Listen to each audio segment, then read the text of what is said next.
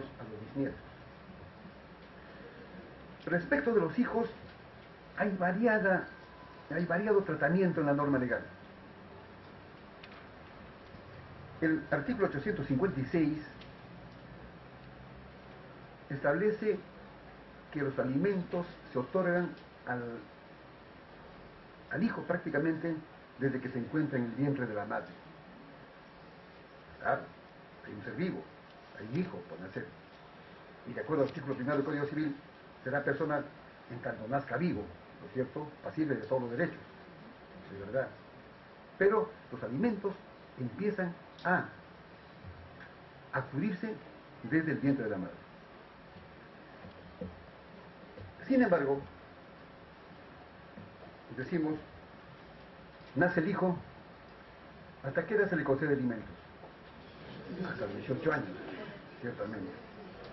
Salvo que se continúe con los alimentos en tanto el hijo esté cursando estudios superiores exitosos. No cualquiera, ¿no? ¿Hasta qué edad? Hasta la edad de 18 años. Salvo que, cursando estudios superiores, adquieren título profesional. Claro, ahora hay chicos que terminan en la media a los 15 años, más 6 años de derecho, son 21 años, si mal no sumo. Entonces, si son abogados a los 22 años, a 23 años, no puede decir, bueno, ahora continúo esto, medicina, pues, hasta los 28 años. No, aquel que adquiere ya un título profesional, cesan los alimentos, en ese caso. También tienen alimentos los mayores de edad, siempre y cuando no pueden atender a sus propias necesidades. Adolecen de una incapacidad física o mental, de tal manera que no puedan lograr medios de subsistencia por sí mismos. En el derecho de familia hay lo que se llama también los hijos alimentistas, y la pregunta es, ¿una madre puede plantear una demanda de alimentos contra el padre biológico que no lo ha reconocido? Entonces la mayoría de la gente dicen, no se puede demandar al padre, al supuesto presunto padre biológico, hasta en tanto no lo reconozca. No es cierto, no es cierto. Los hijos no reconocidos también tienen necesidad de alimentos. Y la madre puede plantear válidamente una demanda de alimentos en favor de su hijo contra el padre biológico que no lo reconoció. Es verdad que en la demanda tendrá que plantear de alguna manera algún elemento probatorio de la relación sexual que tuvo con ese padre biológico. Pero la prueba de la relación sexual será para efectos de alimentos, no para efectos del reconocimiento. De tal suerte entonces que abstraemos y decimos que esa madre, si tiene elementos probatorios de la relación sexual, podrá pedir alimentos. Pero la gran prueba de la paternidad en este caso no va a ser pues la cartita, ¿no?, cuida el fruto de nuestro amor, ¿no?, o una foto. ¿Cuál es la prueba hoy por hoy contundente para establecer? Y punto. El ADN. Un poco caro, pero al final de cuentas si lo paga, las costas y costos se dan de cuenta de lo obligado en este caso. Pero sí, volviendo al tema, una madre puede plantear válidamente alimentos contra el padre biológico, aun cuando éste no lo haya reconocido. Pero, una advertencia, cuando la madre plantea este tipo de demandas, primero la madre tiene que reconocer a ese hijo, tiene que estar plasmado en la partida de nacimiento el reconocimiento formulado por la madre. ¿Por qué? Porque solamente puede plantear el ejercicio de acción en su condición de representante de ese menor. ¿Y quién le da esa representación? La patria potestad. ¿Y quién le da la patria potestad? El reconocimiento. Primero reconocer. Al reconocer se logra la patria potestad. Al tener la patria potestad se logra la representación. Entonces recién en este caso, cuando la madre haya reconocido previamente a ese hijo suyo, puede demandar válidamente. Porque de otra manera, el obligado, el presunto padre biológico, tranquilamente le plantea una excepción procesal. ¿Cuál? La falta de legitimidad por obrar, y le tumba el caso. Así es. ¿Sí? Disculpe, doctor Córdoba, mi consulta es en el caso de que el hijo haya nacido, el hijo sea de una mujer casada. El hijo es connacional de la mujer casada. La madre declara como presunto progenitor, amparándose en una ley, a una persona que no es el padre, que no es su esposo, porque de repente no se ha divorciado, pero no es el padre biológico. Entonces declara a una tercera persona y desea solicitar alimentos de esta tercera persona. Y no puede divorciarse de su esposo porque no le quiere dar el divorcio y tampoco quiere negar judicialmente a su hijo. Y una pregunta interesante, no sé si lo han escuchado todos.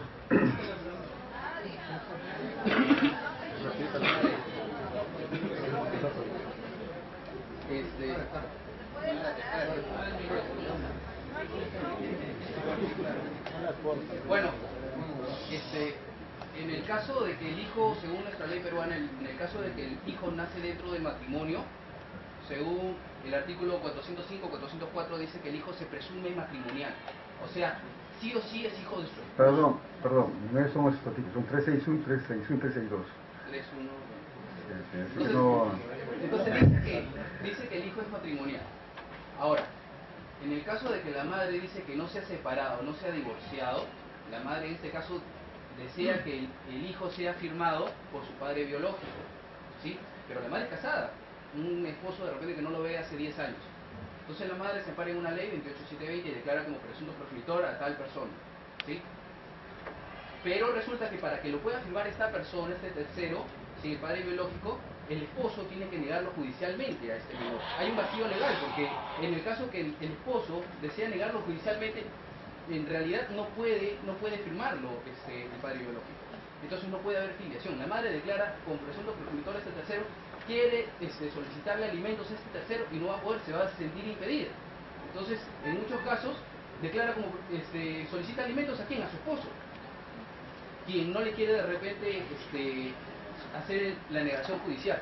Y luego que lo niega judicialmente, el esposo recién le plantea alimentos al padre o al padre que le corresponde. No sé si me han entendido. Clarísimo. Bueno, temas como este hay obviamente en el ámbito legal de alimentos. Pero vayamos a la ley, pues. Como abogados tenemos que respetar y aplicar la ley primero, ¿cierto? La ley sostiene en el artículo 361 que todo hijo nacido dentro del matrimonio se presume como padre al cónyuge. Y el 362 es peor todavía. Dice el 362: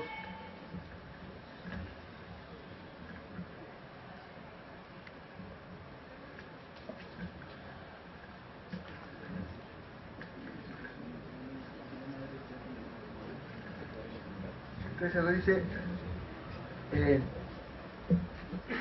el hijo se presume matrimonial, o sea, el cónyuge es el papá. El hijo se presume matrimonial aunque la madre declare que no es de su marido o sea condenada como adúltera. Oiga, la cónyuge le dice al esposo: oye, tú eres mi esposo, pero el hijo no es tuyo. Pero aunque no sea tuyo, tú eres el papá. ¿No? Eso dice la ley. Es verdad.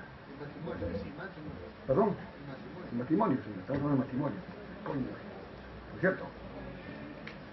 La pregunta y la inquietud del señor. ¿Tu nombre? Micael Escudero. Micael Escudero. Micael. Escudero. Ya. El señor Escudero, Micael. Es válida. ¿Cómo se está resolviendo este caso en el ámbito judicial actualmente esto? No hay jurisprudencia todavía nítida respecto al tema. Digamos, si la esposa tiene un hijo que no es de su cónyuge, aplicamos el 361. ¿Quién es el padre? El cónyuge. Pero el hijo no puede tener dos papás, un biológico y un legal. No, uno solo. Si este esposo, el cónyuge, sabe que ese hijo no es suyo, tiene la obligación legal de plantear lo que se llama la acción contestatoria de paternidad. Esto implica la acción impugnatoria, denegatoria de paternidad. No soy papá, ¿no es cierto? En el plazo de 90 días contados a partir del día siguiente del parto, que estuvo presente, o 90 días desde que regresó, si estuvo ausente. Aquí hay dos cosas. ¿Qué pasa si vence el plazo? El cónyuge es el papá. Padre natural, padre legal. Puede, aquí hay muchas cosas. ¿Puede el padre biológico reconocer a su hijo? No. No, sí señor, lo voy a explicar. El padre biológico no puede reconocer a su hijo estando casada la mujer. Lo reconoce solamente cuando el padre haya planteado la acción contestatoria y haya obtenido sentencia favorable.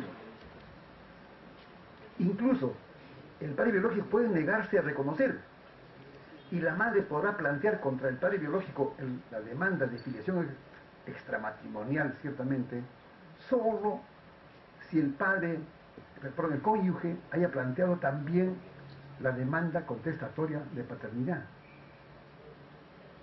En cualquier caso, si el cónyuge no hace valer su derecho a contestar la paternidad, se queda, como dicen en el argot judicial, se queda colgado con la paternidad de un hijo que no es suyo.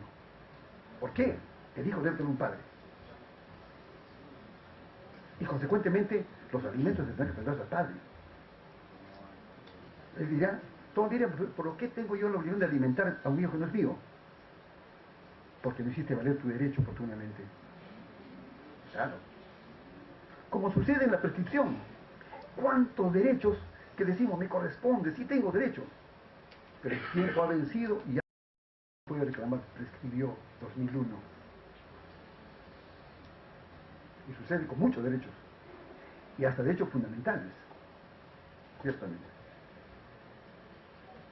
Bien. Doctor, buenas tardes. En el caso de que la pareja sigue viviendo juntos en el mismo techo, pero no tiene contacto sexual durante ya más o menos 2 años, Ya. y la mujer tiene, digamos, no sé cómo llamarlo, compromiso, pero de esa relación nace una criatura. Lo reconoce el papá biológico, pero la mujer sigue viviendo con el esposo. Ya, en ese caso, ¿qué estaría cometiendo la esposa de él? No comete nada. En rigor de ley, ese reconocimiento sería nulo. ¿Claro? Es nulo. Pero ha sido Solamente aceptado lo la reconoce. partida, todo eso. Por eso dice, es nulo, es nulo. Como hay tanta actividad de actos jurídicos. Nulo en medida que el padre, el cónyuge, no ha planteado la acción contestatoria y se le está aplicando el 361. Todo hijo nacido dentro del matrimonio se repite como padre cónyuge. O sea, el esposo Tiene que plantear la contestación denegatoria, la impugnación de la paternidad. tiene 90 días solamente. Solamente 90 días después de haber nacido El hijo. Claro, están viviendo juntos, ¿cómo no va a saber que el hijo es de otro hombre? Si estuvieran separados, la mujer solamente cuerpo, por ejemplo, la mujer vivía en el cohabita, solamente y el esposo se quedó en la casa, pero ella hizo otro compromiso. Igual va y sienta, con su nuevo compromiso, sientan la partida. Igual es ilegal. En ese caso, bueno, en derecho de familia hay más casos creo que penal, con la venia de mi querido colega de familia, millones de casos, sobre un mismo tema. Por ejemplo, en el caso suyo, la doctrina discrepa, hay discrepancia entre la doctrina. Dicen unos, si están separados y ella se fue de la casa, está viviendo en otra parte y tiene un compromiso, tiene un otro hijo, y el cónyuge no sabe, pasan los 90 días, sería entonces él el padre legal. Pero la doctrina en parte tiene razón cuando dice que debe plantearse en ese caso la acción contestatoria cuando se entera y tiene que probar el momento en que se entera, entiende desde el momento de 90 días para impugnar su paternidad. Estamos de acuerdo con eso. Incluso en el Congreso hay un proyecto para la modificación del tema. Porque, ¿cómo es posible que la señora se vaya de la casa, tenga un hijo y el marido no se entera? Y luego dice, ¿sabe qué? Como estamos casados, todavía tú eres el papá. No puede. Se pasan los 90 días, no se hizo ninguna acción legal, así se haya enterado, lleva el apellido del papá biológico, lo ha sentado todo ya, a lo que yo iba, ahorita puede reclamar el esposo, o ya no, ya simplemente queda ya. Ya no, pues.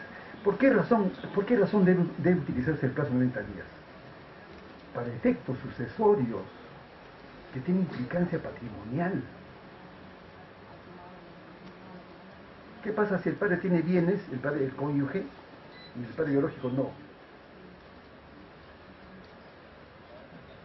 No es simplemente que yo llevo el apellido y tengo la identidad de mi padre, ¿no? Hay efectos, sí, de transmisión de bienes por vía morticausa. Por eso es que, por ejemplo, también en la unión de hecho, en la convivencia, ¿cuánta pareja, cuántas uniones llevan unidos convivencialmente 5, 6, 10, 15 años, adquieren bienes, y de pronto él quiebra la unión de hecho? Y es posible que la mujer de buena fe le haya dicho, bueno, tú nomás ponme tu apellido, tu nombre en los bienes que hemos comprado en la casa, en el carro, en el terreno, qué sé yo. ¿Cómo acredita esa mujer que tuvo unión de hecho con ese hombre y consecuentemente tiene derecho también al régimen de sociedades gananciales? ¿Cómo?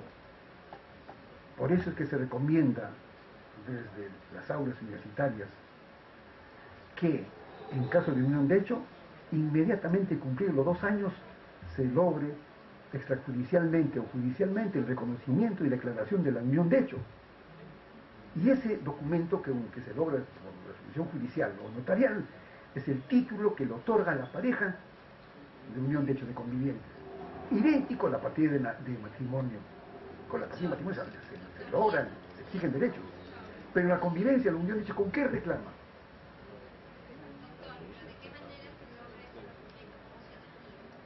Judicialmente se plantea el reconocimiento y declaración de unión de hecho como elemento probatorio. Seguramente a partir del nacimiento de los hijos, contratos celebrados para la instalación de agua, de luz, de construcción, qué sé yo. Depende de cada caso, obviamente, también, ¿no? Bueno, respecto a los cónyuges, hay alimentos también. Si están casados, tienen derecho a alimentos recíprocamente entre ellos, ya lo dijimos, la misma ley dice que hay alimentos entre cónyuges. Y aquí hay una cosa simpática, el artículo 350 de la ley. Voy a leer y luego explicamos brevemente el artículo 350. Dice, por el divorcio cesa la obligación alimenticia entre marido y mujer. Perfecto. ¿No es cierto? Termina los alimentos por divorcio. Aquí viendo lo bueno. Si se declara el divorcio por culpa de uno de los cónyuges y el otro, primero, careciere de bienes propios. Segundo, careciere de gananciales suficientes. Tercero, estuviera imposibilitado de trabajar o de subvenir a sus necesidades por otro medio, el juez asignará una pensión alimenticia no mayor de la tercera parte de la renta de aquel. ¿De quién? Del culpable. Se le afecta hasta una tercera parte de su renta para alimento de su excónyuge. Luego dice, el excónyuge puede, por causas graves, pedir la capitalización. El último, el indigente debe ser socorrido por su excónyuge aunque hubiese dado motivos para el divorcio. Ejemplo, si él cometió adulterio. A propósito, ustedes saben lo que es adulterio, ¿no es cierto? Claro. Dice que los viernes son viernes jurídico y viernes de adulterio, ¿no? ¿Verdad cierto eso? Bueno, No, pero no tienen concepto claro del adulterio. El adulterio, en rigor de rigores conceptuales del derecho de familia, es cuando un cónyuge mantiene con otro, que no es su cónyuge, relaciones sexuales. Y no hay relación sentimental, que lo aman, no, sexuales, señor. Y eso de relación sexual tiene su limitación también. Preguntamos, ¿qué es relación sexual? Y se dice en términos muy claros, muy nítidos, no es sino penetración pene-vagina. Punto. Cualquier tipo de relación íntima distinta al que acabamos de mencionar, llámese la felatio, la cunilinguis, la interfémora, la anal, y otra que ustedes saben mejor que yo, esas no son, pues no forman parte del adulterio, ¿cierto? Entonces, digamos, si el cónyuge adúltero hubiese cometido esa inconducta y por su causa se divorcian, el inocente tiene que pagarle pues al exadúltero. ¿En qué caso? Cuando incurre en indigencia. Lo dice la norma legal también, ¿cierto? En la unión de hecho, convivencia o concubinato o amancebamiento, dice la norma legal, si esta unión de hecho es quebrada por uno de los concubinos, lo quiebra por decisión unilateral, vale decir, por abandono. El abandonado tiene derecho a pedir o alimentos o una indemnización por daños y perjuicios. Generalmente opta más por alimentos porque es permanente, ¿no es cierto?, más que por daños y perjuicios. Porque incluso para que plantee la demanda del pago de una indemnización por daños y perjuicios, tenía que probar el lucro cesante, el daño emergente y esas cosas, ¿no? Es muy difícil. Prefiero alimentos inmediatamente. Bien. De otro lado, se dice también que los alimentos pueden sufrir reducción o pueden sufrir aumento, conforme al artículo 482. Si aumentaran las necesidades del alimentista, procede obviamente también el aumento de la pensión alimenticia. Si aumentan las posibilidades económicas del alimentante, del obligado, o sea, si por el obligado, procede el aumento de la pensión alimenticia. Si se reducen las necesidades del alimentista, se reducen los alimentos. Si se reduce la capacidad o posibilidad económica del obligado del alimentante, procede la reducción de la pensión alimenticia. Los alimentos también sufren un cese. ¿En qué caso cesan los alimentos? Cesan en el caso del artículo 291, inciso segundo del Código Civil.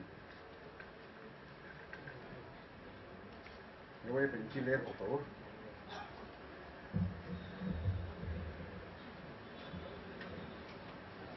Cesa 291 segunda parte. Cesa la obligación alimenticia, obviamente, de uno de los cónyuges de alimentar al otro cuando éste abandona la casa conyugal sin justa causa y rehúsa volver a ella. Comete esto, cesan los alimentos. También cesa en el caso de divorcio, que acabamos de leer, se divorcian y ya no hay alimentos. Y cuando se han divorciado y hubiese la obligación de uno de ellos de darle alimentos al otro, ese otro que recibe alimentos, si contrae nuevas nupcias, también cesan los alimentos.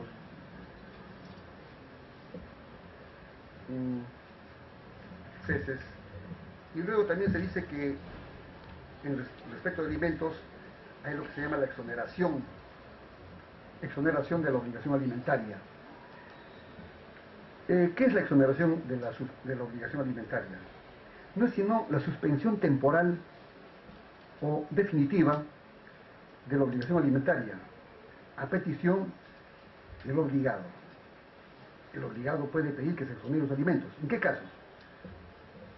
En el caso del artículo 483, inciso primero,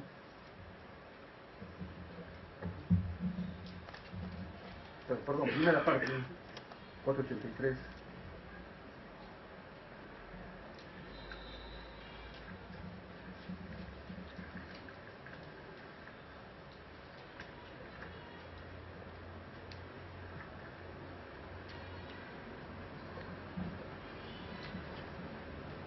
el obligado a prestar alimentos puede pedir que se le exonere si disminuyen sus ingresos, de modo que no pueda atenderla sin poner en peligro su propia subsistencia.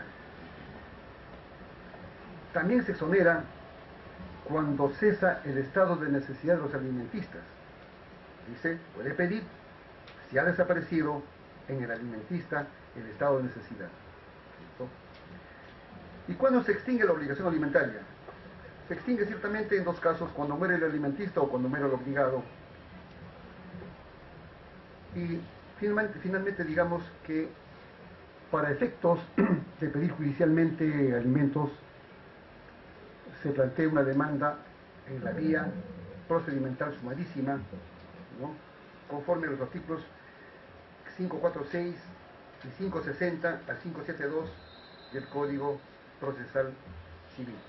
Se tramita en la vía sumarísima, y en esta vía procedimental cabe plantear lo que se llama la medida cautelar.